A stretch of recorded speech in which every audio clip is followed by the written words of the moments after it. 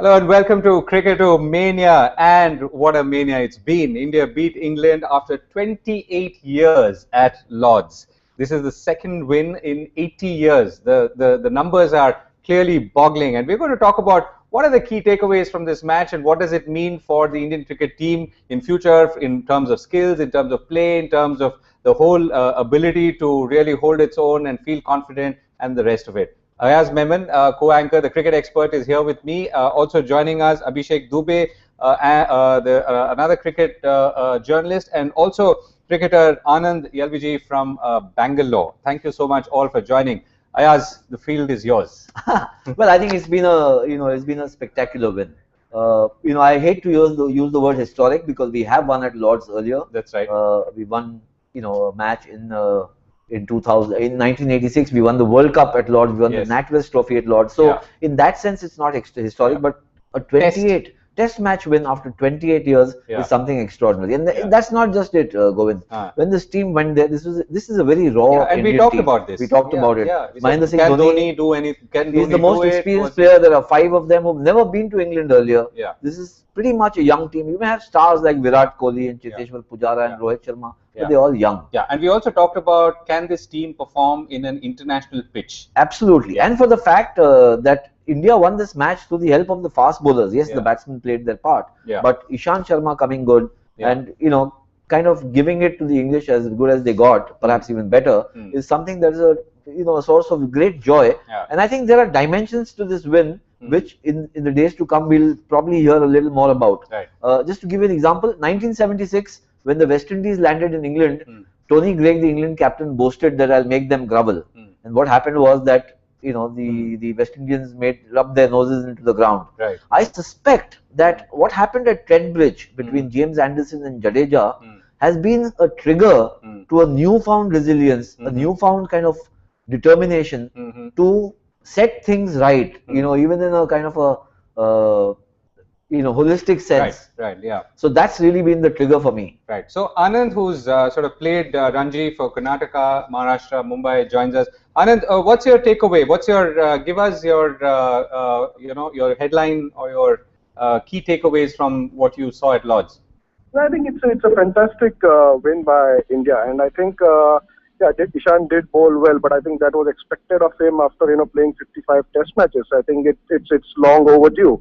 And I'm glad that he's risen to the occasion and proven that he's a force to reckon with. But apart from all this, I think one should not forget the contribution of even Pujara, Rahane, who spent some time on the green top. I think that was one of the greenest pitch I have seen probably in London. I don't know. Ayaz will probably see on that because he's seen much more Test matches at Lord's, but. Rahane was something. His innings was which was the pillar for the Indian team to look forward to getting that kind of total in the first innings, which is the most critical. Along with that, I think the fielding was amazing, and not to forget, Dhoni's captainship. We all say that he's sometimes he's slow thinker and he doesn't take decisions. So he's little defensive in Test matches compared to one-dayers, but I think the way he handled his bowlers was an exceptional, thought, and probably it was long overdue for Dhoni as well. Probably he knew that this is the kind of series which was quite critical to prove his prowess as a leader. So and the scores, of course, India 295 and 342, and England 319, and then 223, 88.2 overs all out. Just to sum up. Where the 95-run victory. But something happened in the towards the end, which changed the entire game, and it was almost a sort of unpredictable, unexpected development. It was actually shocking, quite stunning to watch. I thought that was an insane session after lunch. It just seemed like the English batsmen were coming out to commit harakiri because they obviously had a kind of a change in tactics. The Indian team as well as the English team. The Indian team came and said, we must attack them with the short delivery. The England team, having defended, dourly for almost 4 hours, decided they must attack. And so they attacked. And the first 10-15 minutes, gave them about 20 runs. And it almost seemed that the match would run away from India. And just the point that Anand was making, that Mahendra Singh Dhoni, as we know now, insisted that Ishant should bowl the short pitch delivery because he said that's the best way to get them out. And it paid rich dividends. Now, it's a very thin line that captains, they always walk the plank. Had this strategy backfired, then instead of Alistair Cook, who's facing all the daggers and swords and cannonballs and whatever else, it would have been Dhoni. But I think, to put it in perspective, and I agree with Anand, it's been a fantastic team effort. What happened on the last day might make you forget what happened on the first day, but on the first day, Ajinkya Rahane played one of the great counter-attacking innings that I have seen in recent. And what about the pitch itself? Anand was talking about the greenness of the pitch. Top, and how did that or could that have helped India to the extent that? Well, the look of it could have frightened most Indian players or most Indian teams, because you don't normally see such pitches anywhere in India. Most likely not anywhere else in the world.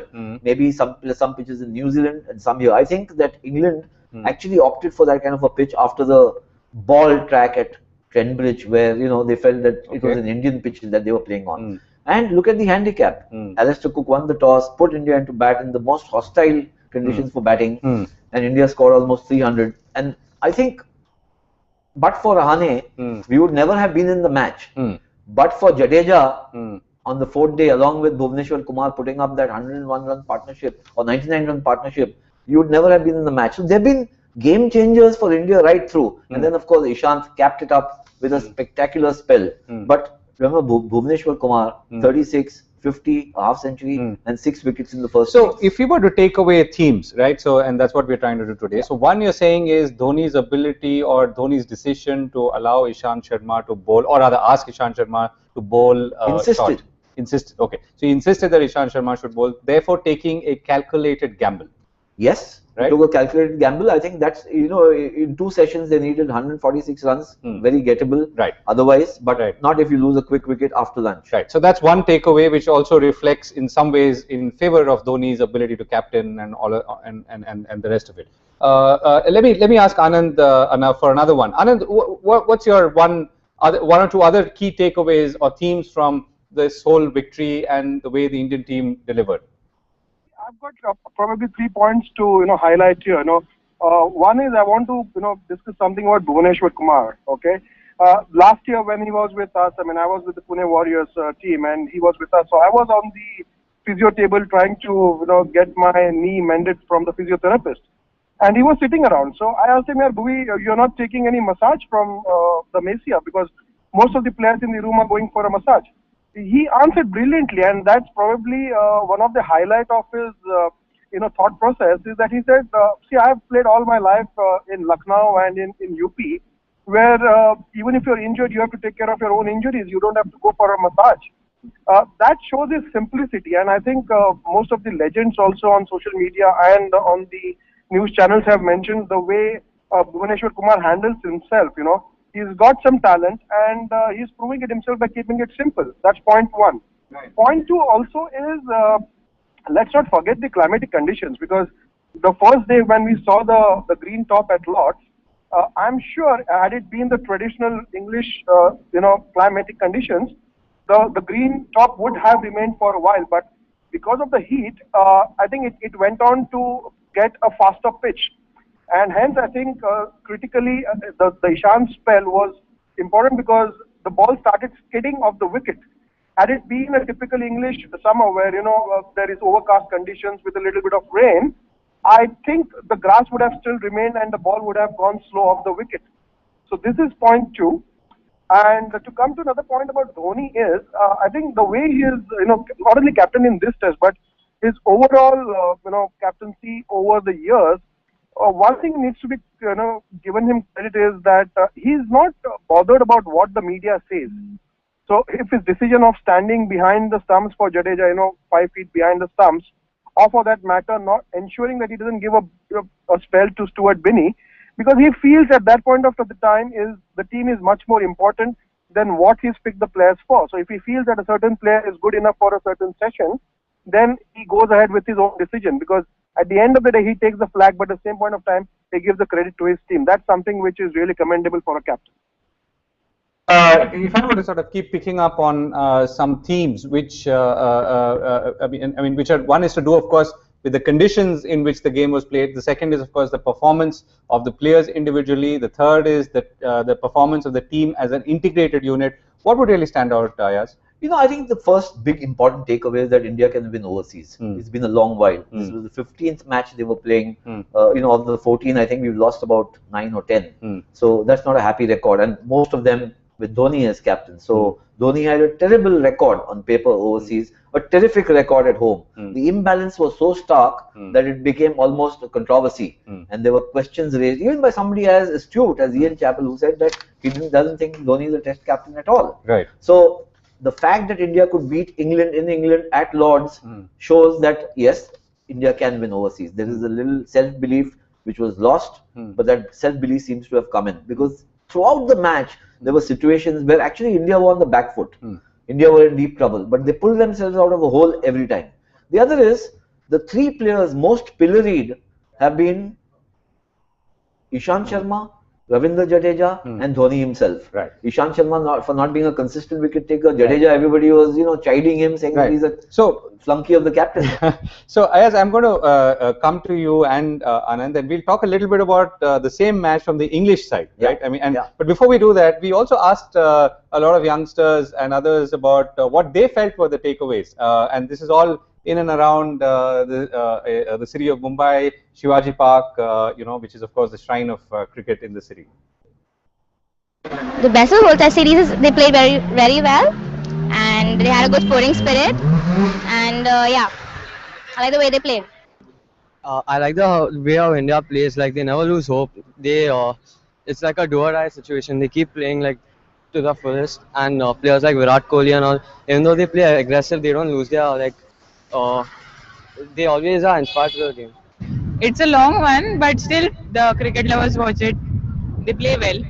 India winning at Lord's is something like they will be playing good in the test series. Like the batsman side will be good and the bowling side will be much better than that, because the bowlers like Ishant Sharma and many of them are really good bowlers in Indian team. They have won after 28 years. It's quite exciting to see that India has won against England.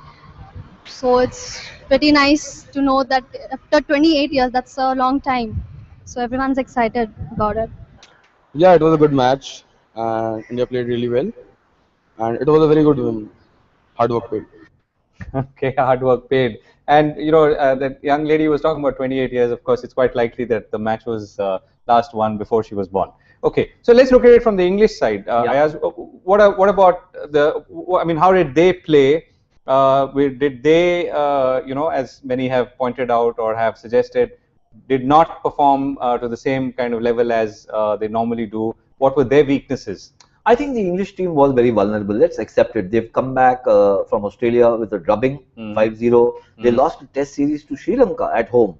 So they were in the dumps, to be honest. I thought somewhere what perhaps they've miscalculated is that, I think they tried to use a lot of bluster and aggro, perhaps a little egotism against this Indian team who they had beaten 4-0 the last time, without having the wherewithal. The batting is hit an all-time and there was that whole Anderson issue hanging there, but then the run out, which was, I thought... Yeah, which was very ironical. Yeah. But I think that they miscalculated that this Indian team perhaps is far more resilient than it looks on paper, and they are gritty. I think the takeaway, if you ask me, Govind, is also, look, apart from the self-belief, and Dhoni, I think, is taken complete charge in more ways than one, because in 2011 he still had Tendulkar, Lakshman, Dravid, Harbhajan, Yuvraj, all senior giants, to him, giants of the game, Zahir Khan, all there.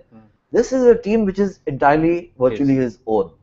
Rahane coming of age as a test batsman. I mean, he's been a very good test batsman, but he's not played too many test matches. He's had a long time on the bench. He's come of age as a test batsman. Murali Vijay, unsung batsman. He's not the big star. He's batted fabulously. Great levels of concentration, terrific technique. Bhuvneshwar Kumar developing into an all-rounder, a genuine all-rounder of great promise. And Jadeja showing and what do you think of the point that Anand said? That Bhuvneshwar, the simplicity, his statement that I'm not going to go for a massage. Where I come from, we tend to fix these problems ourselves. I've met him a few times because I met him when I was doing commentary, and he comes across as a very rooted individual. In that sense, he's very Dhoni-like. He smiles more often than Dhoni. Before Dhoni became the 22nd. He smiles more often than Dhoni. He's a very charming young man, but he's also very focused. Now, he's been playing overseas without much success in test matches. This was his big tool, because this is the kind of conditions that suit him. But he's shown equal ability with bat and ball. That's I think the big plus point for India. Right. Okay. So Anand, how do you look at, and what are your observations on the same match from the English point of view? Yeah, I think like what Ayaz mentioned, when this team has gone through some horrific time in Australia and then losing at Sri Lanka at home, I think their strategy of leadership was something which needs to be questioned. The way Cook is batting, the way he handled the team with the issue with Kevin Peterson, what happened with him, I think it was imperative for the English selectors, or it was a great opportunity for them to blood in some youngsters and give them an opportunity against India when it's a 5-test series. So one thing is they went wrong with going with some players which they shouldn't have gone with. And I think time has come for the English selectors to look at the leadership skills of Cook and maybe give him a break and get somebody else on board to lead the side. Also surprising, I mean, we've been speaking of the English team not having a good spinner, and I think persisting with Moeen Ali was a surprise thing because he looks to be a decent off spinner, but doesn't look someone who's going to go on and get you some 5-wicket haul. So that's something, because I think he probably bowls one exceptional ball in 4 or 5 overs, but again, that's something which an Indian batsman is used to playing in India. So overall, I think they need to look at the composition of the team. They should try and blood in some youngsters who've been performing well in the county circuit. Look at probably changing the captain of the England team, and you never know, things might change. But at the same point of time, the Indian team should also not be complacent enough of of the euphoria of getting a victory at Lord's after 28 years, and so we need to be really careful of how we take this series further, because the third test match is going to be very critical and how we perform. Okay, Anand, let me just interrupt you there for a second. We also did a quiz. Okay, so we try and have fun in Cricket-O-Mania, and we also did a quiz and asked a bunch of youngsters who's the captain of the English cricket team, and let's see what they had to say. 2? I think 6 years. 28. 28 years. Exactly, I don't know about that. Maybe a decade. Maybe after 50. 20? No idea. 40. 60. 100? A couple days? I think couple days. Same Sunil. Kapil Dev. Kevin Peterson? Kevin Peterson. Armisen. I guess it's Michael Essien. Right. Okay. So very interesting answers. The last one, of course, was about who's the captain of the English cricket team. So Anand, sorry, I interrupted you there, and we were talking about the game from the English point of view, and just to quickly touch upon that whole Anderson issue, and that's still alive because both sides have to now go into deliberations. The hearing for Anderson is deferred till after the third test. Yes. Jadeja is going to meet the ICC in this Judicial Committee today, between today and tomorrow. So I think that you are not going to expect a verdict, or you can't expect a verdict till both sides have been heard. Right. But just to take up from where Anand was saying, look, I think the biggest problem for the England cricket team is now their captain, not just because of Cook's unimaginative captaincy, quote unquote, but also his abysmal form. He's just not able to get runs. This English team is Mark Nicholas who's saying that is it maybe time that Alistair Cook will get a tap on his shoulder? He probably will. The selectors have to do something. Unfortunately for him, he's that kind of a batsman who can't be pushed down the order and shielded and say, okay, for some time bat at number 4, number 5 till you regain your confidence. You're not going out there and playing the first ball of the innings and vulnerable again. He was their best batsman for a fairly long time, along with Kevin Peterson. But he just doesn't seem to be putting bat to ball. But otherwise, and the other big problem for them is their other senior pro, Ian Bell, is also completely bereft of runs. So 2 big guys not getting runs is a big blow. Otherwise, they've got a lot of young talent. Balance, Robson, Moeen Ali, Joe Root, Ben Stokes, who's making no runs but doing a decent job with the ball. So I don't think that they haven't experimented with youngsters. They haven't just come good because it's like the head of the fish. If that's rotten, then the whole body goes Right. So you are saying a change could be in the offing? I think a change could be very much in the offing. I'm waiting to hear what Kevin Peterson tweets, because he's been gunning for Cook for a long time.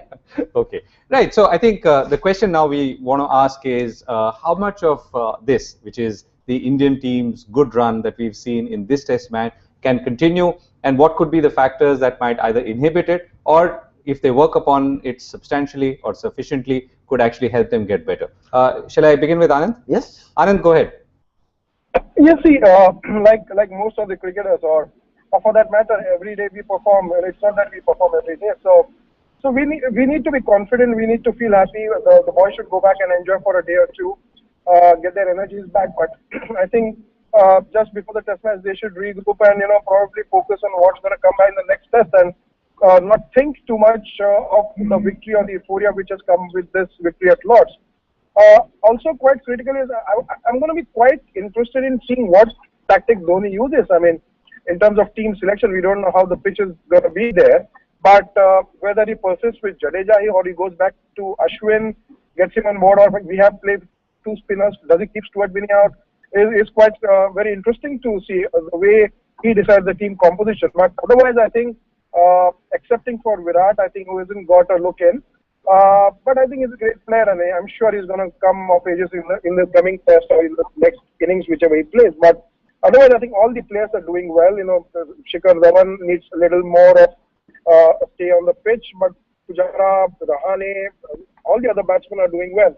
So it's interesting to see what kind of team composition we have for the next test. Right. So another a supplementary question to that: the one or two weaknesses that you spotted. I mean, despite the victory, I mean, obviously not everything has gone right. The one or two weaknesses that you spotted, which the Indian team would do good to sort of pay attention to. Sorry. So the question is, I mean, despite the victory, there must have been a few things, and there are a few things which perhaps did not go as well as they should have from the Indian team's point of view, which you feel they should focus on or pay attention to as they go into the next test? No, I don't think there is anything to be picked up as a negative point or something which India did do well in this test match. Maybe I mean, if you really dissect the team, then probably the performance of Stuart Binney. But let's be honest, he's into his second test match, and we need to give him some time to settle down. And the way usually the pitches are in England traditionally, if those kind of pitches come, I think Stuart will be a handful with a 10-15 over spell where he can get a couple of wickets. But apart from that, the question is going to be about Jadeja. I mean, yes, he's performed exceptionally well in this test match. But is he your first spinner in the team is the first question which we need to think of. And whether Ashwin probably can come in and, have a 5-wicket haul. So that's something which is something to be thought about. But otherwise, I think the bowlers have done well. The performance of Shami is also a little question. He's not running in the way he used to do in the couple of series earlier. But I'm sure greats like Wasim Akram, who've been spending time with him there in England, have spoken to him, and he's trying to improve upon what he needs to do for the next test match. So Ayaz, what have you spotted? Okay, the first part is what are the things, I mean, as they go into the next test, what should they be careful about? I mean, lessons despite the victory. So I'll speak like a wise old cox because I've got more white hair than Anand has. We need to ensure that we don't become casual about it. I won't even say cocky, but you can become a little casual. You can say, okay, we won at Lord's, and there's a sense of relief which relaxes the tension, the good tension that helps you win. And I can tell you that this happened in the last series against England at home. We won at Ahmedabad, lost at Bombay, lost at Kolkata, and lost the series. So you need to be regimented about going out there. This is a long series. This is a 5-test series. Correct. If it was a 3-test series, then you were not in danger of losing the series. At best, you could have drawn the series. Here, there is still a threat that you would end up losing the series. So you need to guard against that. And that's really the job of the captain and the team management and the senior pros. Where individual players are concerned, I think, yes, there are a few things that will be top of the mind for Dhoni. Shikhar Dhawan, he's been getting starts, not got a big score. I don't think Virat is an issue, though he's not made any runs, because I think the bigger worry will be for the English players. They'll be fearing a backlash from this wonderful young batsman. Jadeja, point taken, what Anand is saying, because, is he your frontline top man, or is it Ashwin at Southampton? So Jadeja made 3 and... He made 68 in the second innings. Bowled very steadily. He's not a great wicket taker in these conditions. Right. But the next match is at Southampton, where the pitch could be drier. You know, it could be a little warmer there. Maybe they need to play 2 spinners.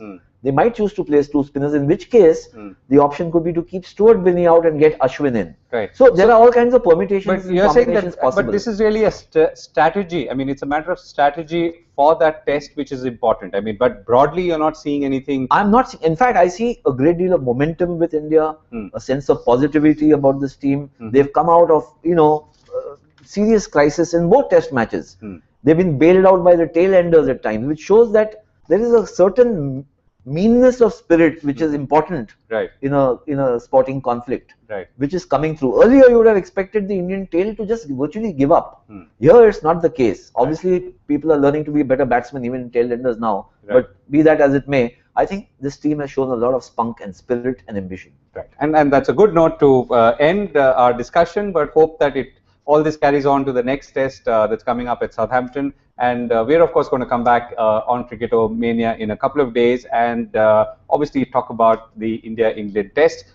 Just to sum up, India beat England after 28 years at Lord's. It's truly a momentous occasion. Let's hope there are many more. Thanks for watching Cricket-O-Mania.